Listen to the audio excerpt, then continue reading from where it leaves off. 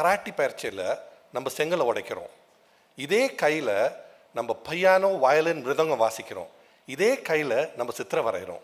நீங்கள் ஒரு மெஷினை இந்த மாதிரி தயாரிக்கணுமன்னா அது சம்பவமாக நினச்சி பாருங்கள். இப்போ இந்த கையை நடத்துறது நம்மளோட மூளை. உலகத்தில் இருக்கிற சிறந்த சூப்பர் கம்ப்யூட்டர் கண்ணா வேகமானது.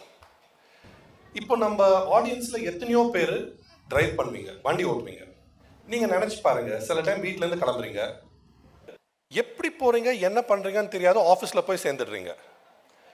நீங்கள் யோசிக்கிறப்போ சப்கான்ஷியஸாக நீங்கள் வண்டியில் உட்காரப்போ மிச்ச வண்டிங்க ரோட்டில் இருக்கிற வேகத்தை பார்த்து உங்கள் வண்டி வேகத்தை கண்ட்ரோல் பண்ணி டிராஃபிக் லைட்டை உங்களை நிறுத்தி இதெல்லாம் பண்ணுறப்போ கரெக்டான லெஃப்ட்டு கரெக்டான ரைட்டு கரெக்டான வழியில் கூட்டிகிட்டு போய் உங்கள் ஆஃபீஸில் இறக்கி விடுது. இதை ஒரு கம்ப்யூட்டர் ப்ரோக்ராம் எழுதணும்னா எத்தனை பக்கம் எழுதணும், எத்தனை வருஷம் எழுதணும்.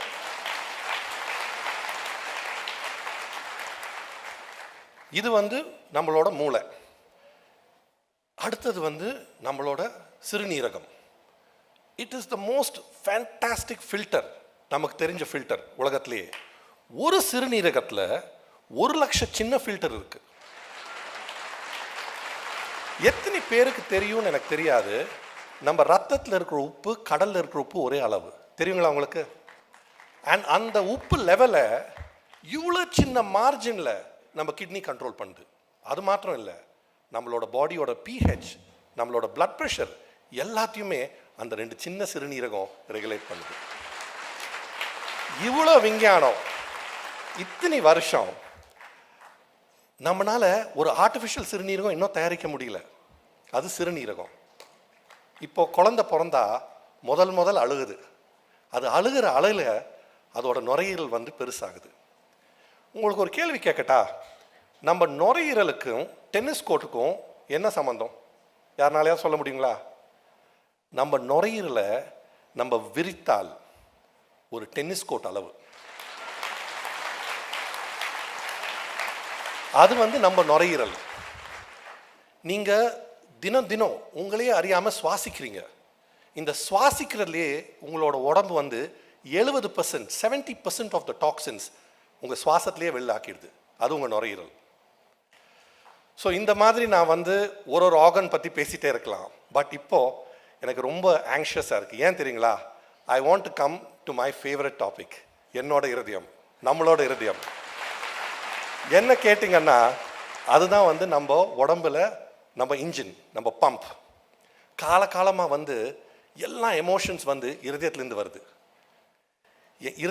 இருதயத்தையே உனக்கு அர்ப்பணிக்கிறேன். இதுல எல்லாம் அர்த்தம் இருக்கா அர்த்தம் இல்லையான்னு யோசிக்கிறதுக்கு முன்னாடி நான் இருதயத்தை எப்படி பார்க்குறேன்னு ஒரு நிமிஷம் உங்களை காட்ட விரும்புகிறேன். அது ஒரு கர்ம யோகி. நீங்கள் நினைச்சாலும் நினைக்கலைன்னாலும் தேங்க்யூ நீங்கள் நினைச்சாலும் நினைக்கலைன்னாலும் நிமிஷத்துக்கு நிமிஷம் 70 வாட்டி, நாளுக்கு 1,00,000 வாட்டி துடிச்சிட்டே இருக்கு. நம்ம இருதயம் தான் ஒரே ஒரு ஆர்கன், நம்ம மார்லேருந்து எடுத்து வெளியில் வச்சா கூட துடிக்கும். எத்தனை பேருக்கு தெரியும்னு எனக்கு தெரியாது, ஒரு துடிப்பில் நம்ம ரத்தத்தை 96,000 கிலோமீட்டர் நீளமான ரத்த குழாய் வழியாக அனுப்புது. நினச்சி பாருங்க. இப்போ ஒரு வண்டி 90 கிலோமீட்டர் ஆனால் மாற்றிடுறீங்க. இது ஒரு துடிப்பில் இந்த வேலை பண்ணுது. இந்த இதயத்தோட பேச்சு நம்ம கேட்க வேணாமா? இப்போ நீங்கள் கேட்கலாம், என்ன டாக்டர் இதயத்தோட பேச்சு பற்றி பேசுகிறீங்கன்னு. என்ன கேட்டிங்கன்னா, நீ உடம்பும் அதோட ரிலேஷன்ஷிப் ஒரு கல்யாணம் மாதிரி. ரெண்டு பேர் ஒன்றா இந்த உலகத்துக்குள்ளே வரீங்க. சின்ன வயசில் எப்படி நீங்கள் கல்யாணம் ஆன புதுசில் உங்கள் பொண்டாட்டி பேச்சை கேட்குறீங்களோ,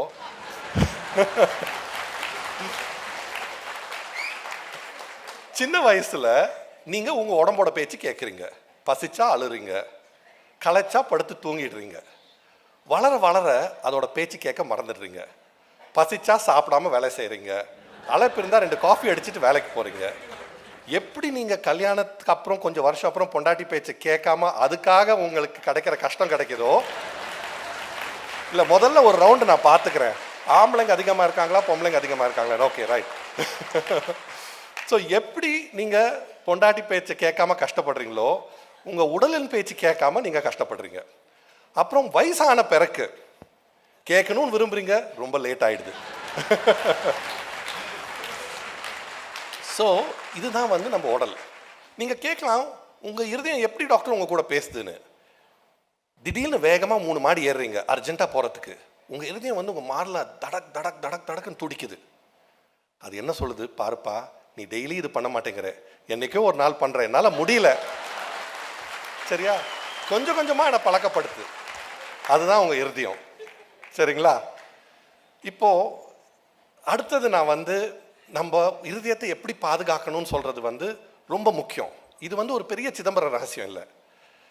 எல்லாரும் சொல்லுவாங்க நீங்கள் எக்ஸசைஸ் பண்ணணும்னு. இந்த எக்ஸசைஸ் வந்து பெரிய விஷயம் இல்லை. அதுக்காக லட்சக்கணக்கான ஜிம் எக்யூப்மெண்ட் வாங்க தேவையில்லை. ஒரு நாளைக்கு 40 நிமிஷம் நிறுத்தி நீங்கள் போய் எக்ஸசைஸ் பண்ணணும், டிஷர்ட் ஷார்ட்ஸ் எல்லாம் போட்டு அதெல்லாம் ஒன்றும் அவசரம் இல்லை. நீங்கள் வேலைக்கு போகிறீங்க, நீங்கள் ஆஃபீஸ்லேருந்து ஒரு 10 நிமிஷம் தூரத்தில் வண்டியை நிறுத்துங்க, 10 நிமிஷம் நடந்து போயிடுங்க. மத்தியானம் ஒரு லஞ்சு சாப்பிட்டுட்டு உங்கள் ஃப்ரெண்ட்ஸோட டேபிளுக்கெல்லாம் ஒரு சின்ன வாக்கை போயிட்டு வந்து திருப்பி உட்காந்துருங்க. சாயந்தரம் எனிவே வண்டிக்கு நடந்தால் போகணும், 30 நிமிஷம் வாக் ஆச்சு. பஸ்ஸுக்கு கோயிலுக்கு பஸ்ஸில் போகிறீங்க. இல்லை, நம்ம பெரியவர் சொன்னது எல்லாம் ஒரு அர்த்தம் இருக்குது. ஏன் கோவிலுக்கு போகணும், ஏன் கோவிலை சுற்றணும்? புண்ணியமும் கிடைக்கும், எக்ஸசைஸும் கிடைக்கும்.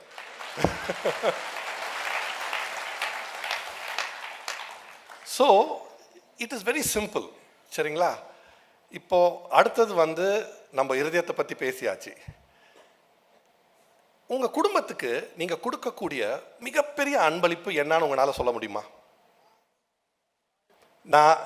நான் வந்து கேட்குறேன்.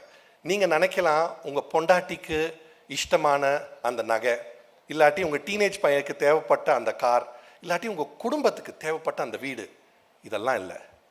நீங்கள் உங்கள் குடும்பத்துக்கு கொடுக்கக்கூடிய மிகப்பெரிய அன்பளிப்பு உங்களோட ஆரோக்கியம்.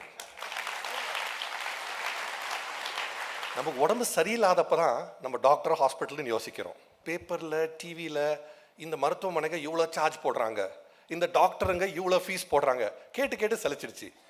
ஏன் என்னோட ஃப்ரெண்ட்ஸே சொல்லுவாங்க, டே சாய் நீ ஆன்ஜியோ பிளாஸ்டி பண்ணுறது இல்லடா, நீ 5 லட்சம் பிளாஸ்டி பண்ணுறேன்னு. பட் என்ன பண்ணுறது, when you want to use the best it is expensive. But நான் என்ன சொல்கிறேன், இந்த உலகத்தில் இருக்கிற இந்த டெக்னாலஜி எல்லாம், இந்த ஹாஸ்பிட்டல்ஸ் கொடுக்க வேண்டிய உங்களுக்கு ட்ரீட்மெண்ட்ஸ் எல்லாம், என்ன மாதிரி ஸ்பெஷலிஸ்ட் கொடுக்க வேண்டிய உங்களோட ட்ரீட்மெண்ட் எல்லாமே இஸ் இம்மெட்டீரியல் டு யூ. நீங்கள் உங்கள் உடம்பை பார்த்துக்கிட்டா, சரிங்களா? அண்ட் இதுக்கு வந்து ஒரு 5 ரூல். எவ்வளோத்துக்கு எவ்வளோ நடக்கிறீங்களோ அவ்வளோத்துக்கு அவ்வளோ என் மாதிரி ஆள்கிட்டேருந்து தப்பிச்சிருப்பீங்க. எவ்வளோத்துக்கு எவ்வளோ கம்மியாக சாப்பிட்றீங்களோ அவ்வளோத்துக்கு அவ்வளோ மருத்துவமனையிலேருந்து தூரமாக இருப்பீங்க. எவ்வளோத்துக்கு எவ்வளோ சிரிக்கிறீங்களோ அவ்வளோத்துக்கு அவ்வளோ லாங் லைஃப் இருக்கும் உங்களுக்கு. 7 மணி நேரம் படுத்து தூங்குங்க. இப்போ உங்களுக்கு மலேரியா ஜுரம் இருந்தால் உங்களுக்கு ஜுரம் இருக்கும், கால் உடஞ்சா வலி இருக்கும். நான் ஒன்று கேட்குறேன், சுகரோ பிபி இருக்கிற பேஷண்ட்ஸுக்கு உங்களுக்கு தெரியுமா, இருக்கிற சுகர் பிபியில் 2 பேருக்கு ஒருத்தருக்கு தான் தெரியும் அவங்களுக்கு வந்து சுகர் இருக்குன்னு. ஏன்னா எந்த சிம்டம் இல்லை. அதனால வருஷத்தில் ஒரு வாட்டி போய் ஒரு செக்அப் பண்ணிக்கோங்க, அவ்வளோதான். 5 simple rules to good health. என்னோட பாட்டி இறந்தப்போ அவங்களோட வயசு 92. என்னை செல்லமாக சாயின்னு கூப்பிடாங்க. நான் ஏதாவது சேட்டை பண்ணால் முட்டாப்பாய பிள்ளைன்னு கூப்பிடுவாங்க. எனக்கு இதை கேட்குறதுல ஒரு குறும்பு சந்தோஷம். அதுவும் எங்கள் அப்பா முன்னாடி அவங்க என்னை இதை கூப்பிட்டா எனக்கு இன்னும் சந்தோஷம். அவர் இதை பார்க்க தான் போகிறாரு. ஆமாம், எனக்கு தெரியும் அப்புறம் பிரச்சனை வரும், தைரியமாக சொல்லிட்டேன், நீங்கள் எல்லாம் கிளாப் அடிக்கிறீங்கன்னு சொல்லிட்டேன் தான். ஸோ அதிகபட்சம் அவங்க முன்னாடி, எங்கள் அப்பா முன்னாடி தான் நான் சேட்டை அதிகமாக பண்ணுவேன். அவங்க சொன்ன ஒரு வார்த்தை இன்னும் என் காதுலயே இருக்கு. அவங்க சொல்லுவாங்க, டே கண்ணா, காலார நடந்து கண்ணார தூங்கி வயிறார சாப்பிட்டு மனசார சிரிச்சா உனக்கு நோய் எங்கேருந்துடா வரும்.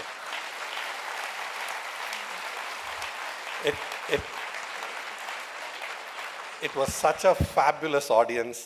It was such a pleasure being here. Thank you so much for listening to me. Miga nandri. Thank you. Doctor Sai Satish அவர்களுக்கு எங்களுடைய மனப்பூர்வமான நன்றியும் வாழ்த்துக்களும். எல்லாரும் அந்த 5 ரூல் ஃபாலோ பண்ணுவோம் இல்லையா?